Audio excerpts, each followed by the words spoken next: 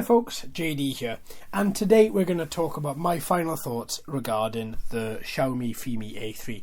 Now, if at any stage you haven't seen all the videos in this showcase, then please have a look in the description. You'll find a link to every single one of them in there. Okay, so let's start off very basic. What are my final thoughts on this? Well, I have flown this quad now 5 times in the past week. I've only had it a week, so I think I've done pretty well. This particular quadcopter is, again, it was as surprising for me as the Xeno. I thought it wasn't going to be as good. I thought there was going to be a lot more hype behind it, and I didn't think it was going to be able to deliver the goods.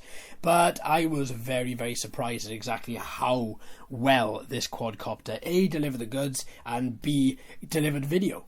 I mean, that's why somebody would buy one of these quadcopters, is for the video. If they can't afford a DJI quad, if they can't afford a big photography quad, then you're going to be buying something like this because you want to have that clear, crisp video quality. Now, okay, there are better cameras there are better outputs from different cameras, but for the price you pay, which at the time of making this is the twin battery version, which currently costs, at the time of making this video, £243. Now, I think that is a very sweet little price point for this quad. You've got a quadcopter with good battery life, long battery life, 20 plus minutes, with a 1080p camera which is capable of doing 25 and 30 frames a second. You can alter the ISO, you can alter brightness, you can alter everything about it, which, well, not everything, but it gives you a good amount of settings there for you to alter. The SD card slot is something that took me a little while to find. It's directly in the back. As you take the battery out, the SD card slot is just sitting in there.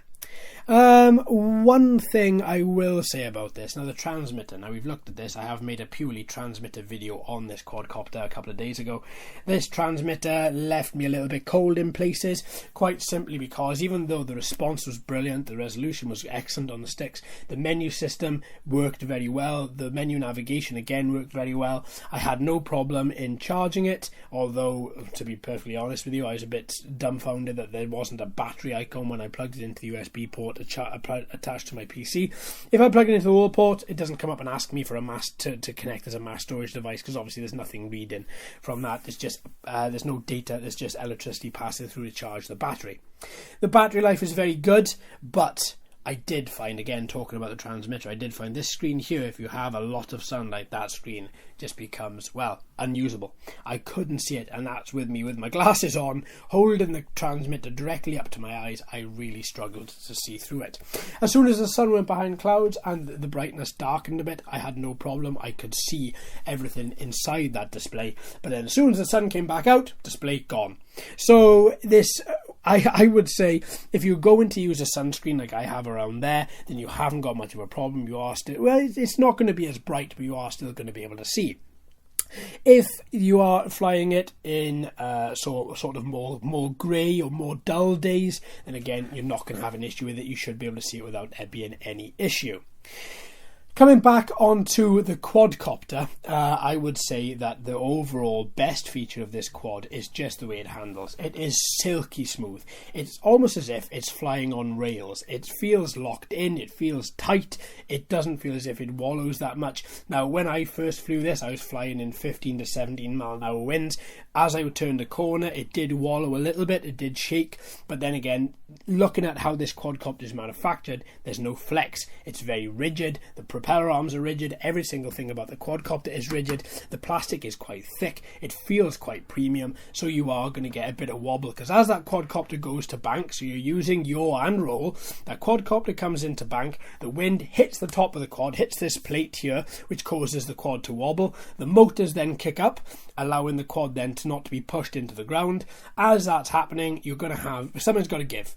There's going to be a little bit of a wobble, and it's not tremendous. It doesn't, the quadcopter doesn't fly or doesn't drop in altitude. It doesn't raise in altitude. It stays pretty locked in, but there is a bit of movement there. So if you haven't flown it in winds, and if you are going to, I would be careful. I haven't had any negative effect from doing so, but still, just be aware that there is going to be a bit of a wobble, maybe a little bit of a wallow there as well with the quadcopter. So we've covered the camera. The camera is very good. I have no problem with that. We've covered the batteries. Battery life, again, no problem with that. Charging's a little bit excessive. It's about, I think I counted it at about 2 hours and 45 to almost 3 hours to charge one battery. So it's not the worst, but still it does take a little bit of time. Putting on the propellers, that's as revolutionary as when DJI brought out the Phantom 4.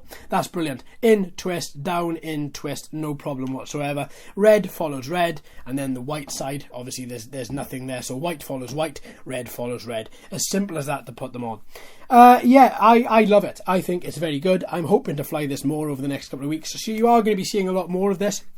You are going to see me flying it in varying weather types. You are going to see me flying it just pretty much non-stop and seeing exactly how well it does. So far, as I say, I've flown it 5 times. Let's see if we can get that into double figures, into the high double figures, 20, 30 flights. And then I'll come back and give you another sort of rundown to let you know exactly how that goes, how it's been from that point.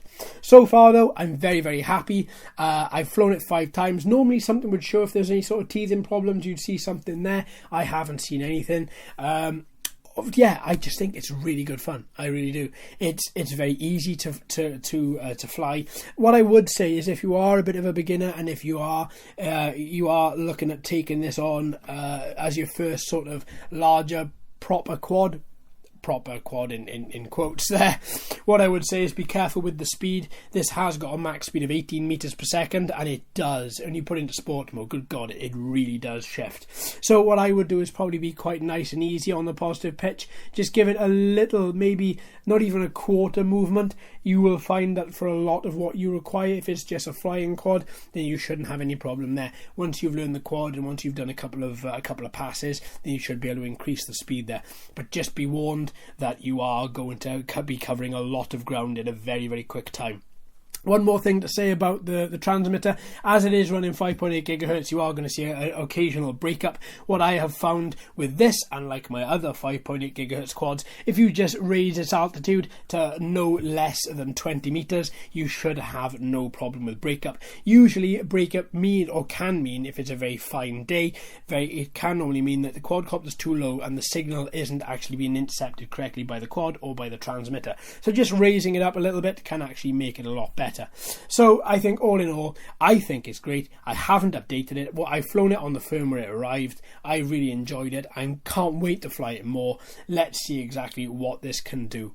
I'm very excited to see how many flights we can get out of this thing. One other negative point, just to say, because I have covered it in other videos this week, but I haven't covered it in this one, there's no gimbal cover. No gimbal cover came with this quad whatsoever. If it's meant to, then where's my gimbal cover? If it wasn't meant to, then why hasn't it come with one? Because quite honestly, I think it should. You've got this floating about in my bag. It's not filling me up with confidence. I don't want to snap it. I don't want to damage it, because part of this quadcopter's appeal is the output you're going to get from video and from pictures. Alright, my friends, thanks ever so much for watching and listening. I've been JD, you've been fantastic as always. If you haven't already, please like and subscribe and ring that bell too. Hello and welcome to all the new subscribers. I hope you enjoy the channel. So until next time, my friends, happy flying.